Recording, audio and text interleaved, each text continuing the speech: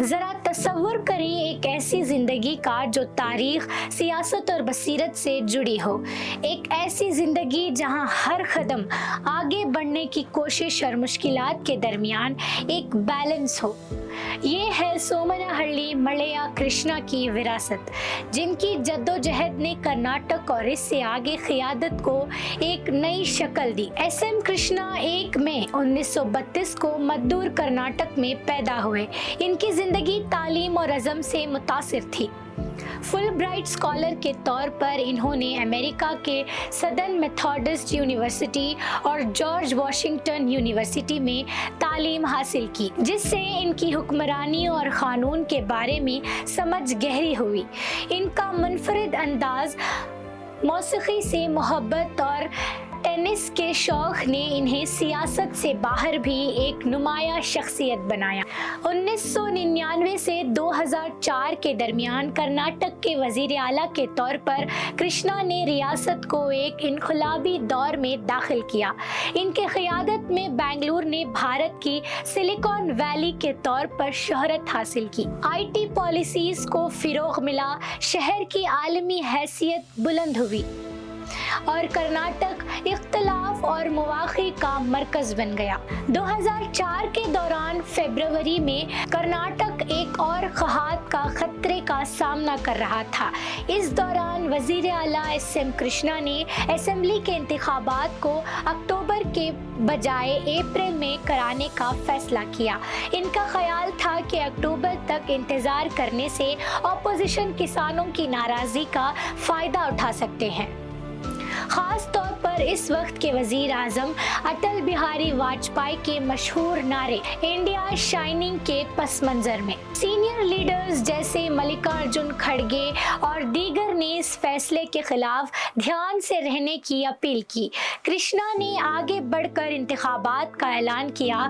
نتائج میں کانگریس کو زبردست دھچکا لگا، جس نے 1992 میں 132 نشستیں جیتی تھی، لیکن اپریل 2004 میں صرف 65 نشستیں حاصل کر سکی۔ اس شکست نے ظاہر کیا کہ سیاسی حکمت عملی اور حالات کے وقت حکومت کے حقیقی چیلنجز کے درمیان بیلنس کتنا نازک ہوتا ہے۔ کرشنا کے دور حکومت میں مشہور اداکار راج کمار کا 2 مرتبہ سینڈل ووڈ اسمگلر ویرپن نے اغوا کیا۔ دونوں موقع پر عوامی غصہ اور سخت مذاکرات کا سامنا کرنا پڑا۔ اسی طرح اس کے بعد وہ مشہور کاویری پانی تنازعہ آیا۔ ناکام مانسون کے باعث کرناٹک تمل ناڈو کو پانی کا مطلوبہ حصہ نہیں دے سکا تھا۔ جب تمل ناڈو کی وزیر اعلیٰ جے للیتا نے سپریم کورٹ میں درخواست دائر کی تو کرناٹک کو شدید تنقید کا سامنا کرنا پڑا۔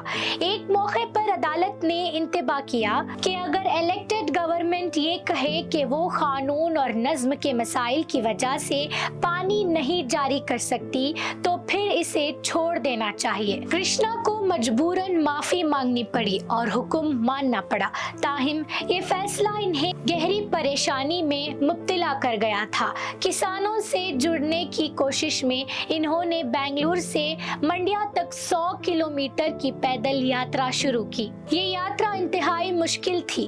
70 سال کی عمر میں کرشنا نے اکتوبر کے بے قابو موسم میں پیدل سفر کیا اور صرف ان گاؤں میں آرام کیا جہاں ان کے عملے نے تھکاوٹ دور کرنے کے لیے مساج فراہم کیے۔ ان کا کہنا تھا کہ اگر میں سڑک سے جاتا تو لوگ کہتے کہ میں نے کچھ گاؤں چھوڑ دیے۔ ایریل سروے کا کوئی فائدہ نہیں تھا، اس لیے میں نے پیدل یاترا کرنے کا فیصلہ کیا۔ کرشنا کی خدمات نظر انداز نہیں کی گئی۔ اپنی آٹو بایوگرافی سمرتی واہنی میں انہوں نے سابق وزیر اعظم منموہن سنگھ کے ساتھ ایک بات چیت کا ذکر کیا، جس میں سنگھ نے کہا تھا، آپ وزیر اعلیٰ کے طور پر شاندار کام کر رہے ہیں۔ اگر یو پی اے 2004 میں جیتنا ہے تو یا تو آپ یا میں وزیر اعظم بننے کے لیے زیر غور آ سکتے ہیں۔ 2004 میں کانگریس کی انتخابی شکست کے بعد سب कुछ बदल गया।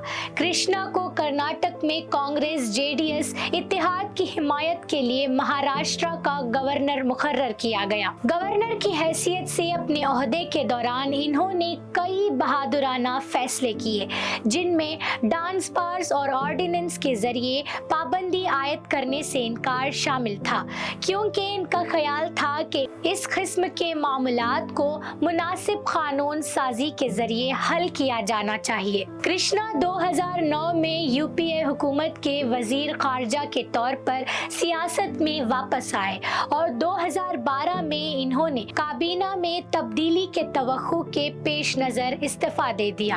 एक हैरान कुन मोड़ में कृष्णा ने 2017 में बीजेपी में शमूलियत इख्तियार की।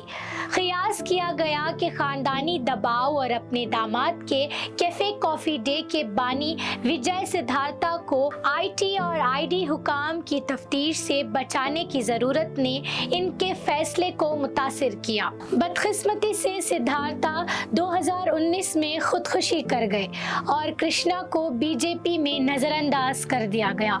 2023 तक इन्होंने सियासत से रिटायरमेंट का ऐलान करते हुए अपनी इंतहाई उथल पुथल करियर पर कहा, मुश्किल वक्त बाज औकात आपको सिखाने के लिए हकीकी इस्बाक देता है। एसएम कृष्णा का सफर बसीरत, हौसला और फ्लेक्सिबिलिटी का था। बेंगलुरु को आलमी सतह पर स्टार्टअप हब बनाने से लेकर कानूनी और सियासी तूफानों का मुकाबला करने तक इनकी कहानी क़ियादत की पेचीदगियों का एक शाहकार है। ऐसे ही ताज़ा तरीन खबरों के लिए डेली सालार उर्दू डिजिटल से जुड़े रहिए।